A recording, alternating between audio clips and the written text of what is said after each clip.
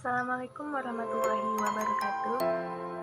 Perkenalkan, nama saya Sri Sukmawati dengan NIM 1905-12-4770 dari Program Studi Pendidikan Guru Sekolah Dasar FKIP Universitas Riau.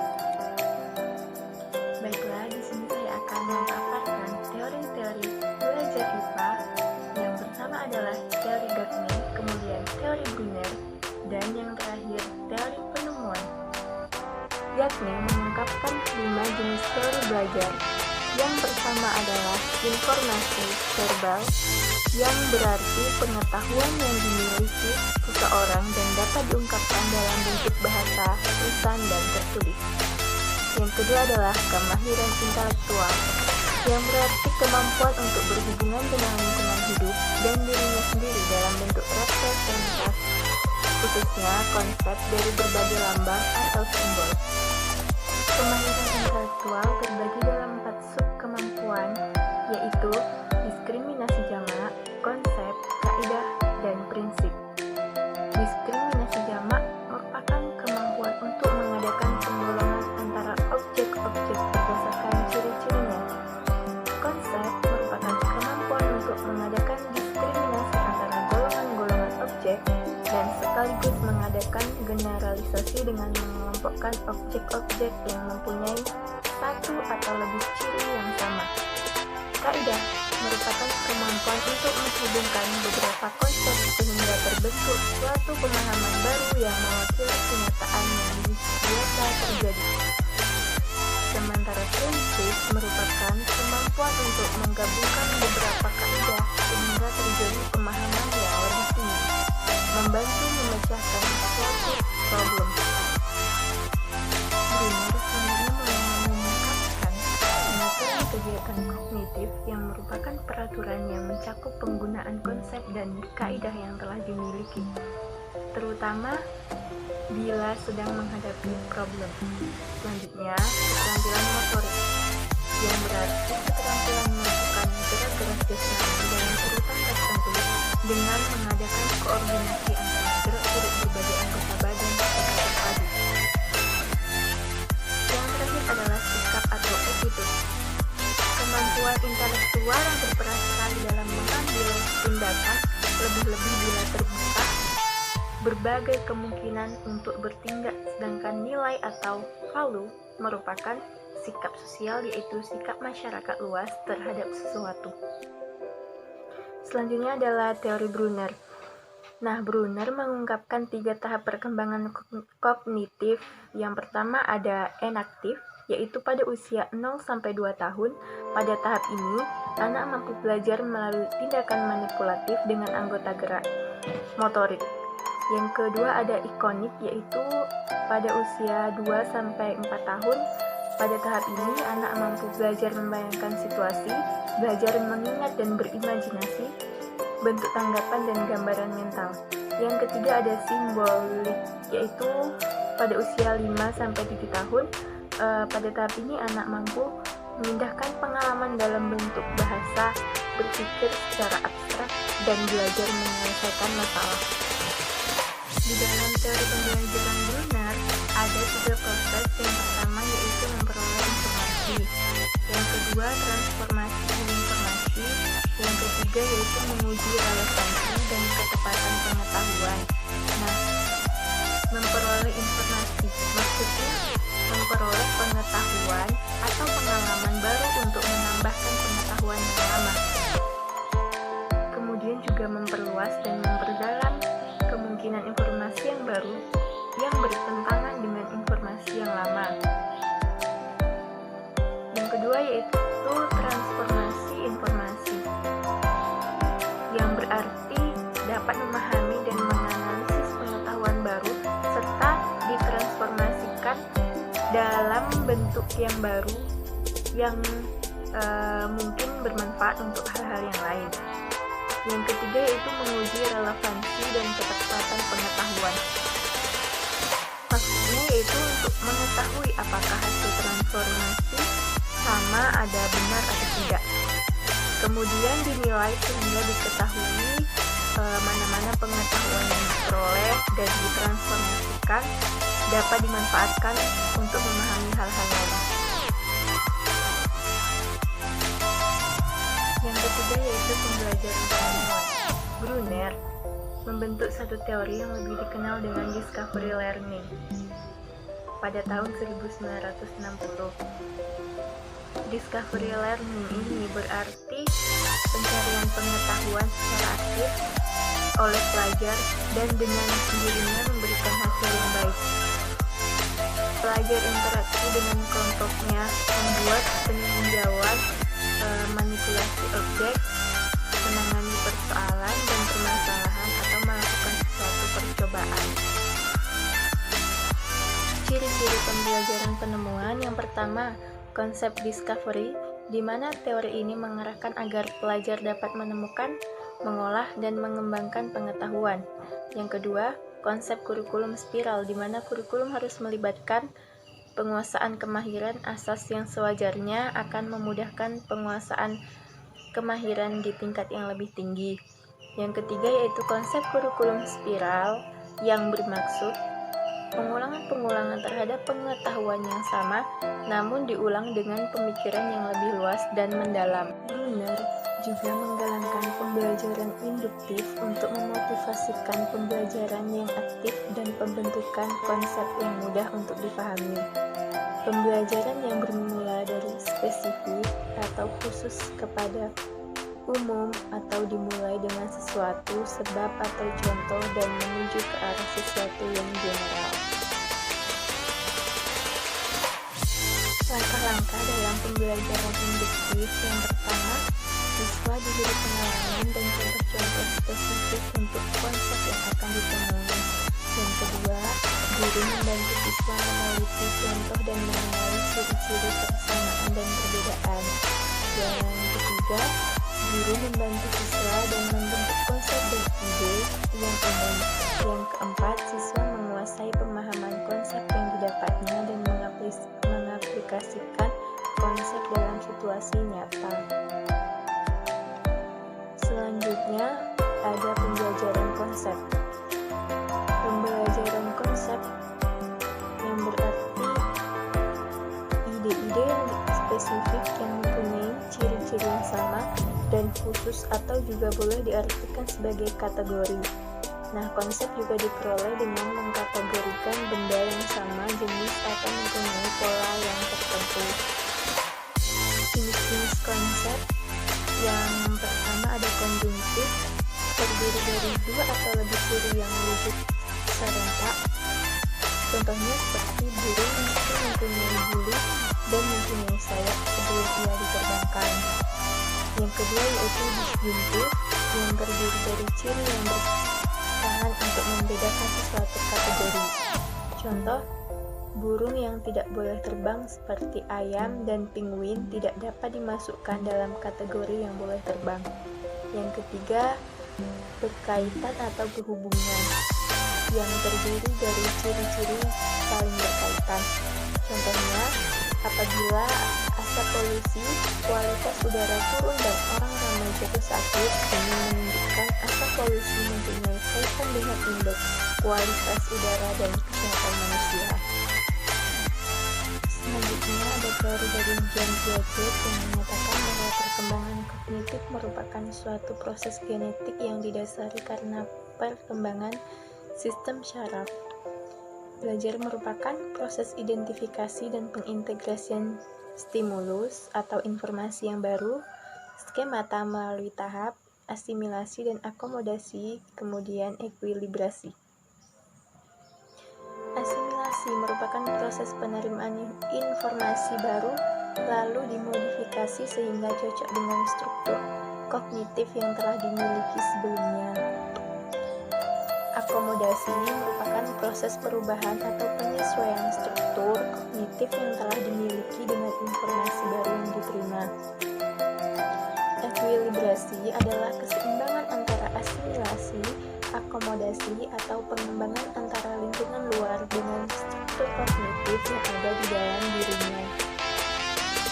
Selanjutnya, Piaget juga mengatakan proses belajar seseorang akan mengikuti pola dan tahap-tahap perkembangan sesuai dengan umurnya. Dalam hal ini, pelajar membagi tahap perkembangan kognitif menjadi 4, yaitu tahap sensori motor pada usia 0 sampai 2 tahun, tahap pra-operasional pada usia 2 sampai 7 atau 8 tahun, tahap operasional konkret pada usia 7 atau 8 sampai 11 atau 12 tahun, yang terakhir tahap operasional formal pada usia 11 atau 12 tahun ke atas. Penerapan teori belajar dalam pembelajaran IPA di SD. Yang pertama, sifat udara dan manfaat bagi kehidupan. Yang kedua, udara bergerak bertekanan lebih rendah daripada udara diam. Brunner juga mengungkapkan 4 tema tentang pendidikan. Yang pertama yaitu struktur pengetahuan. Kurikulum hendaknya mementingkan struktur pengetahuan. Hal ini perlu sebab dengan struktur pengetahuan kita menolong para siswa untuk melihat bagaimana fakta-fakta yang kelihatannya tidak ada hubungan dapat dihubungkan dengan yang lain pada informasi yang telah mereka miliki. Yang kedua yaitu kesiapan untuk belajar. Kesiapan terdiri atas penguasaan keterampilan-keterampilan yang lebih sederhana yang dapat mengizinkan seseorang untuk mencapai keterampilan-keterampilan yang lebih tinggi. Yang ketiga, intuisi dalam proses pendidikan. Dengan intuisi dimaksudkan agar teknik intelektual untuk sampai pada formulasi-formulasi tentatif tanpa melalui langkah-langkah analitis untuk mengetahui apakah formulasi-formulasi itu merupakan kesimpulan-kesimpulan yang sahih. Yang terakhir itu motivasi atau keinginan untuk belajar. Pengalaman-pengalaman pendidikan yang menyebabkan terjadinya motivasi adalah pengalaman-pengalaman di mana siswa berpartisipasi secara aktif. Menurut Brunner, pengalaman belajar semacam ini misalnya pengalaman belajar penemuan.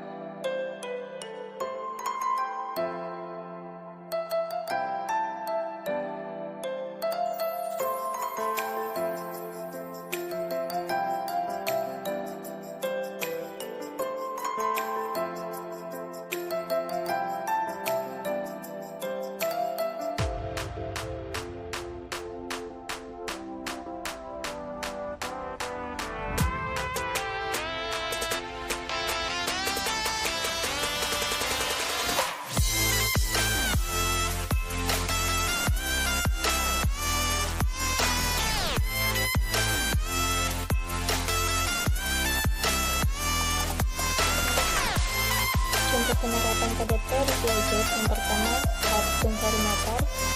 Salah satu ciri khusus anak pada usia dini adalah penguasaan yang Piaget sebut sebagai konsep objek. Suatu pengertian bahwa benda atau objek itu ada dan merupakan kekhasan dari benda tersebut dan akan tetap ada walaupun benda tersebut tidak tampak atau tidak dapat dipegang oleh anak. Ada 3 kemampuan penting yang dicapai anak pada masa sensori motor ini. Yang pertama yaitu kemampuan mengontrol secara internal, yaitu terbentuknya kontrol dari dalam pikirannya terhadap dunia nyata. Dengan kata lain, sampai dengan usia 2 tahun, anak mengalami pergantian persepsi dari motor murni ke arah gambaran yang berupa simbol atau lambang. Yang kedua yaitu perkembangan konsep kenyataan. Pada akhir tahap ini, anak akan menyadari bahwa dunia ini ada dan tetap ada, sehingga anak akan mengetahui bahwa benda itu ada.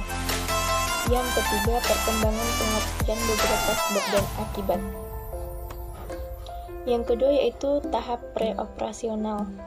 Dilihat dari segi perkembangan bahasa, tahapan ini merupakan tahapan yang amat menakjubkan. Dimulai dari anak yang baru bisa mengatakan 1-2 patah kata sehingga menjadi kata yang dapat menyusun suatu kalimat. Anak tidak akan memiliki kemampuan berpikir yang operasional sampai anak mencapai usia 7 tahun dan kadang-kadang disebut dengan tahapan intuisi. Selain itu, anak usia ini masih berpikir animisme.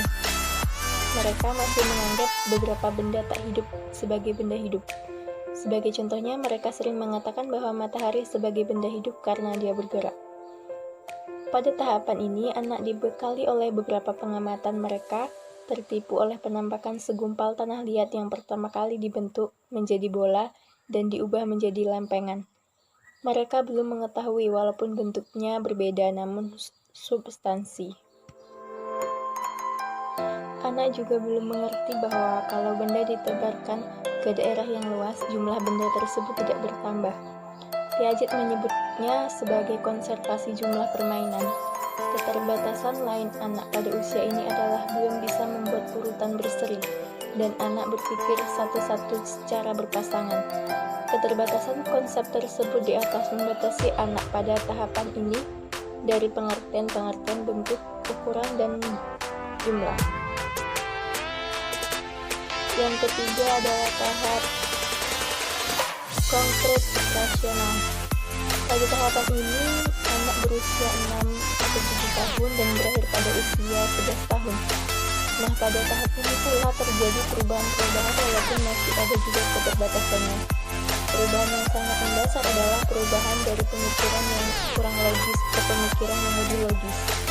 Operasi yang mendasari pemikirannya berdasarkan pada yang konkret atau nyata, dapat dilihat, diraba, atau dirasa dari suatu benda atau kejadian, sehingga tahapan ini disebut sebagai tahapan konkret operasional. Anak pada usia ini telah menyadari bahwa jumlah atau volume suatu benda tidak akan berubah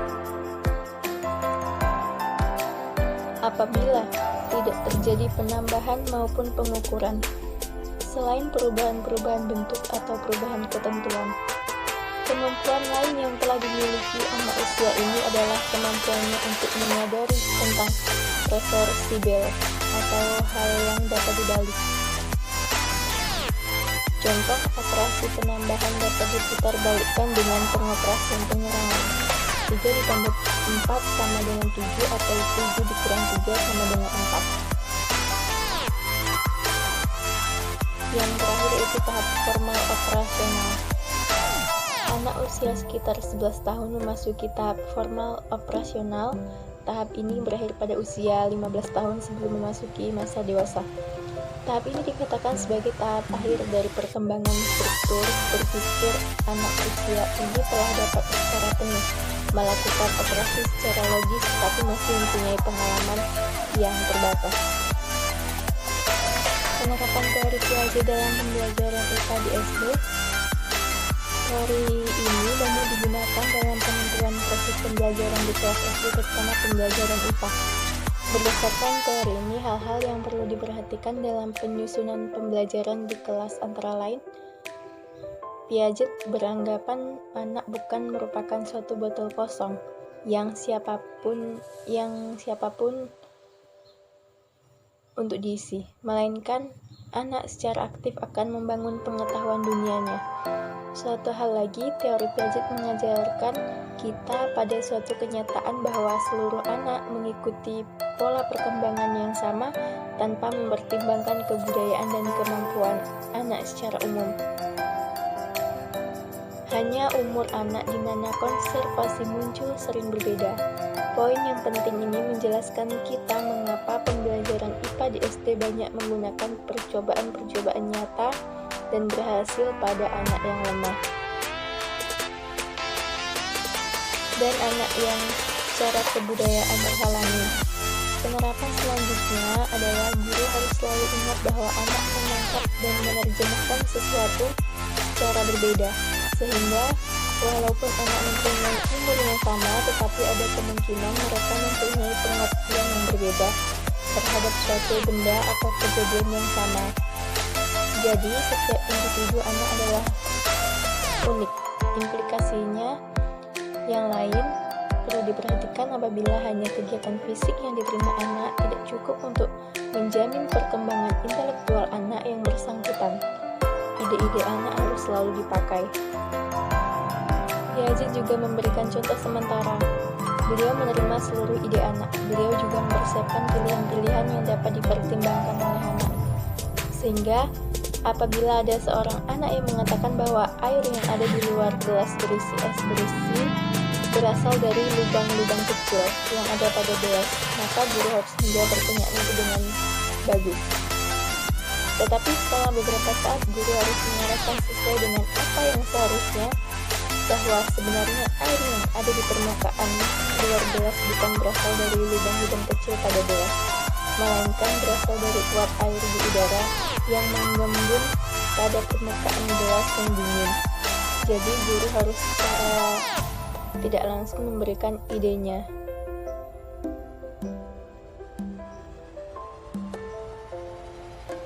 Dengan memberikan kesempatan kepada anak untuk menilai sumber ide-idenya akan memberikan kesempatan kepada mereka untuk menilai proses pemecahan masalah. Hal ini juga perlu dilakukan di dalam kelas. Sebagai contoh, apabila kelas telah menyelesaikan suatu masalah, sebaiknya guru menanyakan kembali kepada siswa tentang cara mendapatkan jawaban tersebut. Misalnya dengan bagaimana kita bisa sampai pada jawaban ini, dan membantu kelas untuk mengulas kembali tahapan-tahapan yang dilalui hingga menemukan jawaban atau kesimpulan. Dari pembahasan itu terlihat bahwa proses pembelajaran di kelas menurut Piaget harus meletakkan anak sebagai faktor utama. Hal ini sering disebut sebagai pembelajaran yang berpusat pada anak. Nah, sekian materi yang dapat saya sampaikan. Semoga bermanfaat untuk kita semua. Saya akhiri. Wassalamualaikum warahmatullahi wabarakatuh.